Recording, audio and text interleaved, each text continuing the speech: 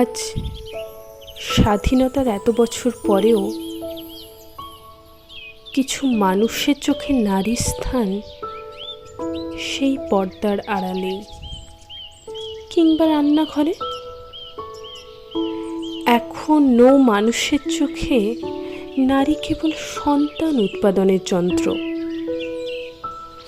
আজকের দিনে দাঁড়িয়েও মানুষ ওমেন্স বলে হাসাহাসি করে, মিমস বানিয়ে কোলও সাজে।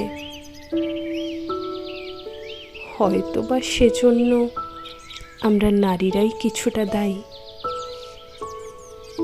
নারী একে অপরের শত্রু নয়, বন্ধু হয়ে এই সমাজে অন্যায়ের বিরুদ্ধে সরব হতে হবে। হাতে হাত মিলিয়ে এই অন্ধকার ঘোচাতে হবে, সমাজের এই পাপ মুছে ফেলতে হবে আমাদের। হ্যাঁ,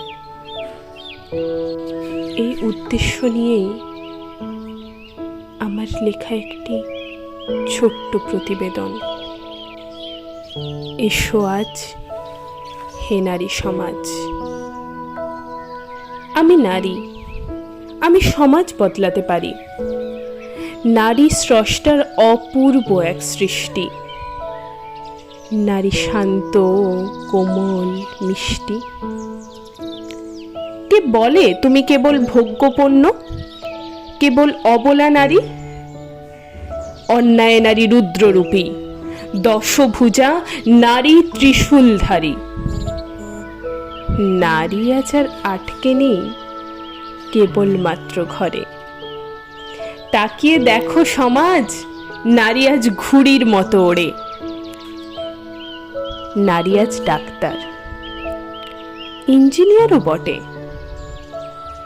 রান্নাটাও নারী ভালোই করে তাদের কোমল হাতে। নারী আজ দেশ শাসনে, মহাকাশেও দিচ্ছে পারি। পুরুষের সাথে তাল মিলিয়ে নারী আজ সমাজ সৃষ্টিকারী। কে বলে তুমি ভীতু? সে তো সমাজের দেওয়া এক তকমা। এই পুরুষ শাসিত সমাজেও নারী আজ কোনো অংশে কম না। তাও আজও সমাজে কেবল পুত্র সন্তান চাই, সংসারেতে মা চাই, লক্ষ্মীমন্ত জায়া চাই। কাঙ্ক্ষিত নয় শুধু কন্যাই।